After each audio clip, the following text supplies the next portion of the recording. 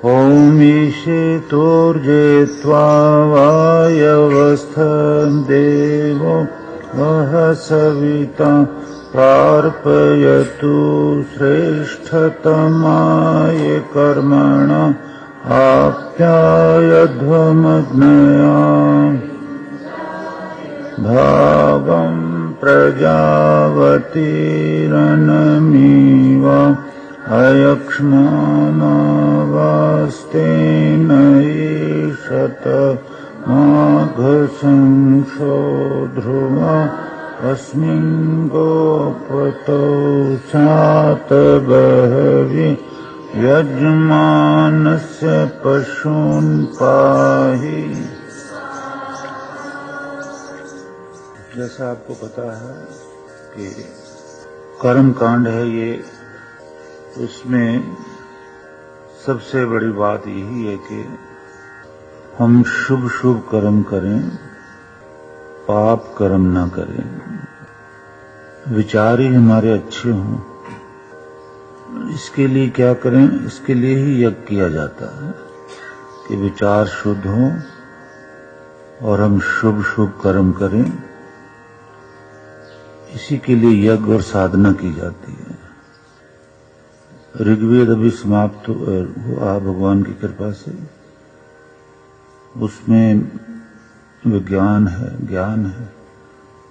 तो उसका पहला ही मंत्र जो है वो समझा रहा है कि ईश्वर जो है पुरोहित है हमारा, ऋत्विज है, और रत्न धात्मा में जो आपको सारे अर्थ बताए हुए हैं, तो ये ऋतुओं वगैरह को इशारा कर रहा है, धन संपदा सारी चीजें। तो ये विज्ञान का रहस्य है कि सारे रत्न है तो कहाँ है वो पृथ्वी के अंदर खुदाई से मिलेगी ना, सोना चांदी की खाने जो भी हैं, हीरे जवाहरात की। और उसमें आगे आगे सारी साइंस ज्यादा है। और ये कर्म कांड है, इसका पहला ही मंत्र जो है वो श्रेष्ठ कर्म की बात भगवान ने समझाई कि हम यज्ञ करें। ये तो प्रत्यक्ष में महसूस में करता रहता हूं कि आहुतियों का पुण्य तो बहुत जीव ले लेते हैं आप लोग, श्रद्धा थोड़ी जो भी है बहुत, लेकिन यज्ञ का पुण्य अभी तक कोई नहीं ले पाया, क्योंकि यज्ञ का अर्थ ही है देव पूजा। ये जो देव पूजा है ये अभी तक कोई भी नहीं कर पाया अच्छी तरह से। कहीं संशय है, कहीं भ्रम है, कहीं अहंकार है, कहीं राग द्वेष है, कहीं चिड़चिड़ापन है। तो इससे जो यज्ञ का पुण्य तो आपसे निकल जाता है बाहर, आहुतियों का पुण्य रह जाता है। और वर्षों से मैं शिक्षा दे रहा हूं कि भाई देव पूजा को समझो, संगतिकरण को समझो। दानेश्वर दान अपने आप समझ में आएगा, लेकिन अगर देव पूजा नहीं समझी है कि माता पिता अतिथि गुरुओं की सेवा की जाती है, और उससे भी ज्यादा महान संगतिकरण जो है कि विद्वान खफा न हो जाए, कभी कोई भी विद्वान है नाराज न हो जाए, ऐसा कर्म हम न करें। तो जब वो नाराज हो जाता है तो यज्ञ का पुण्य तो हाथ से निकल जाता है। फिर चाहे आप सेवा भी करोगे तो सेवा भी फिर मंजूर नहीं होती ना। ये सारी सेवा ईश्वर मंजूर करता है। ये आप देख लीजिए, बहुत समझाता हूं मैं कि वो ईश्वर यही कह रहा है कि यज्ञः यज्ञं गच्छ यजपतिं गच्छ। ये यजुर्वेद के वाक्य है कि यज्ञ है, यज्ञं अर्थ है ईश्वर का, पूजनीय प्रभु का, यजनीय पूजनीय प्रभु। अब यज्ञ है जो है, यज्ञम ईश्वर को गच्छ माना जाता है, प्राप्त होता है। तो करीब करीब सभी, बहुत हो सकता है एक दो, नहीं तो करीब करीब सभी आप लोग जो यहाँ हैं, जो नहीं भी हैं, अपने मन को प्रसन्न करने के लिए यज्ञ करते हो। विद्वान को या माता पिता को प्रसन्न करने के लिए यज्ञ नहीं करते हो। आप अपने आप में प्रसन्न हो जाते हो कि हमारा यज्ञ हो गया। यज्ञ तो देव पूजा है। पूजा का मतलब ही है आदर, मान, सम्मान। तो जो घरों में भी, बाहर भी बड़ों का, छोटों का ये आदर, मान, सम्मान नहीं कर सकते, उन्हें कभी भी यज्ञ का पुण्य प्राप्त नहीं होता, जिससे कि मुक्ति होती है, जिससे कि सारी खुशियां प्राप्त होती हैं, जिससे संसार पर विजय प्राप्त होती है, जिससे ईश्वर की प्राप्ति होती है। हाँ, आहुतियों का पुण्य मिलता है और इससे अगला जन्म सुरक्षित हो जाता है। अगर ज्यादा ही आहुतियां पड़ती रहे ना समय समय पे और घरों में हवन, तो अगला जन्म सुरक्षित हो सकता है मनुष्य योनि का। लेकिन यज्ञ जो है वो तो ईश्वर को प्राप्त होता है और वो तो मोक्ष देता है, अर्थ, धर्म, काम, मोक्ष। तो ये अग्निहोत्र है, यज्ञ है, आश्वमेध यज्ञ होते हैं, राजसु यज्ञ होते हैं, सोम यज्ञ होते हैं, कई प्रकार के यज्ञ होते हैं। सब में यज्ञ शब्द का अर्थ ही यही है कि देव पूजा। और संगतिकरण तो आज विश्व में कोई भी संभव नहीं है। संगतिकरण का एक ही अर्थ है कि विद्वान नाराज ना हो जाए बस किसी बात पे, ना उसको अपनी सेवा से तृप्त किया जाए। तो ऐसा इस सृष्टि में लगता नहीं है कि कोई संगतिकरण का अर्थ जानकर उस पर कार्य करता हो। अब यही देखो, यज्ञ में ही कितनी बातें हो जाती हैं। कोई भोजन पर लड़ जाता है, कोई बैठने पर लड़ने लगता है, मुझे यहाँ सीट नहीं दी, वहां नहीं दी। क्या ये तो यज्ञ नहीं है, ये तो गुरु के स्थान का निरादर है। ये सारा छोटी छोटी बातों पे झगड़े हो जाते हैं या एक दूसरे को देख के सड़ते हैं। तो ये तो निरादर है ईश्वर का भी, गुरु का भी। यज्ञ नहीं है। आहुतियों का पुण्य ले लोगे, यज्ञ का पुण्य नहीं ले सकते। यज्ञ जो है नम्रता सिखाता है। ते नम आहुतिम विधि में, यज्ञ की महिमा हमने बहुत बार बताई है ना। वो सेवा है। सेवक सो जो करे सेवकाई, अरे करनी करी करिए लड़ाई।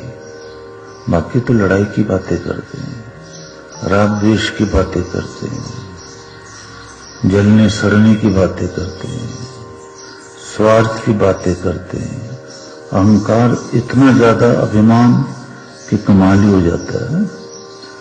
तो शिक्षा तो वेद देते ही रहते हैं, देते ही रहेंगे।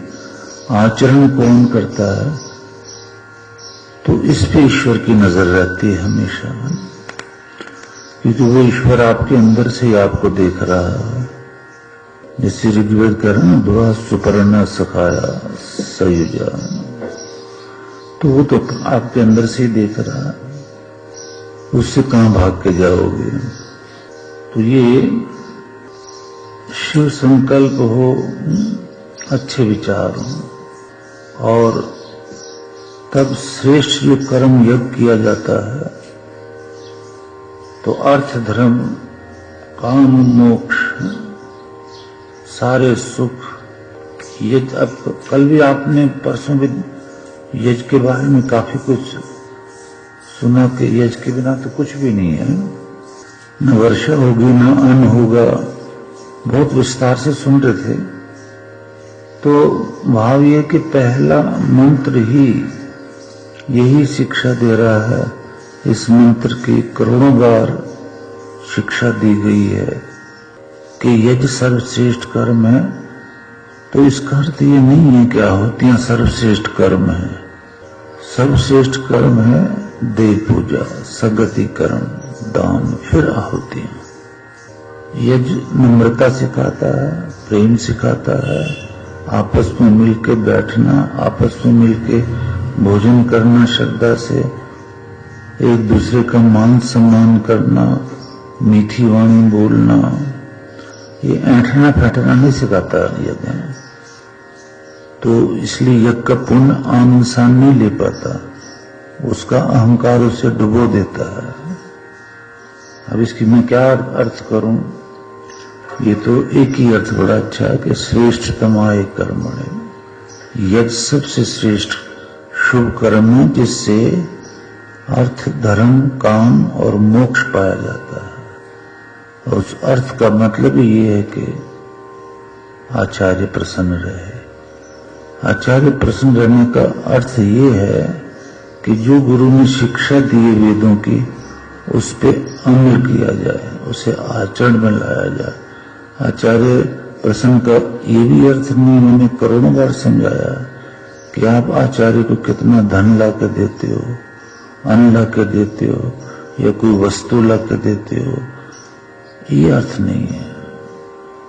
अर्थ ये है कि ऐसे ऐसे शुभ कर्म करो कि वो प्रसन्न हो जाए, फिर तुम्हारा दिया दान जो है ना स्वीकार होता है। वो भी वेस्ट चला जाता है वो, क्योंकि ये बिजनेस नहीं है कि पैसे दे के आचार्य को प्रसन्न कर दोगे या कोई वस्तु दे के आचार्य को प्रसन्न। ये तो गृहस्थियों का काम है ना।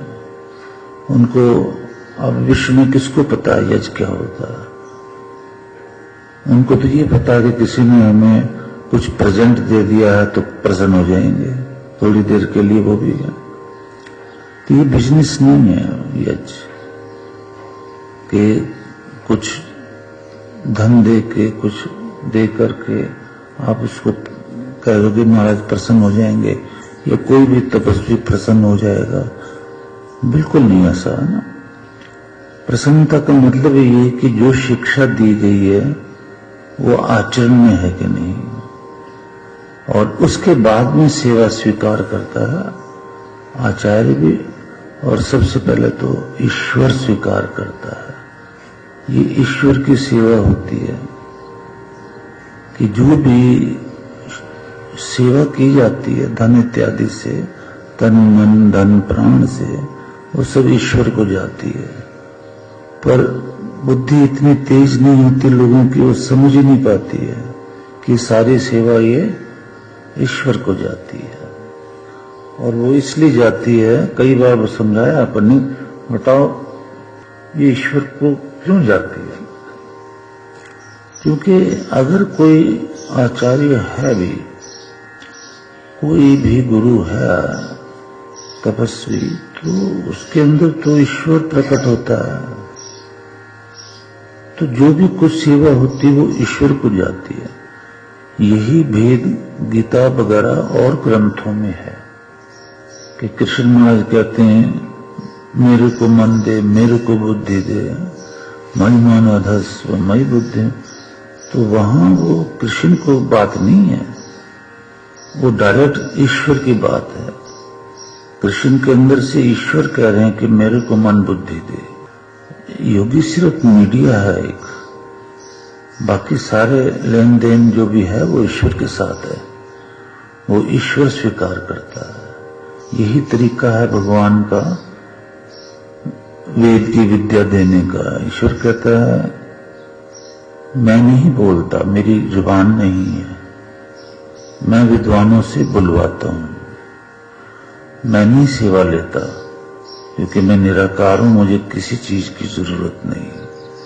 इसलिए मैं विद्वानों की सेवा के लिए वेदों में आदेश देता हूं और वो सेवा मेरी ही है, रूपिण ये मेरे ही रूप है।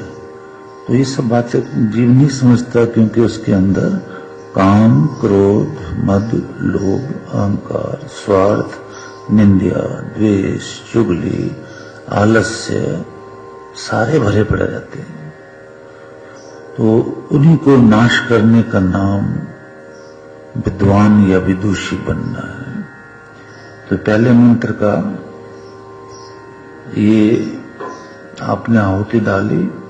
अगले मंत्र में भी यही है कि आप अगले मंत्र में अवश्य ये भाव है कि आप अगर यज्ञ करोगे और आहुतियां डालोगे तो वातावरण शुद्ध होगा, समय पे वर्षा होगी, अन्न होगा, धन होगा।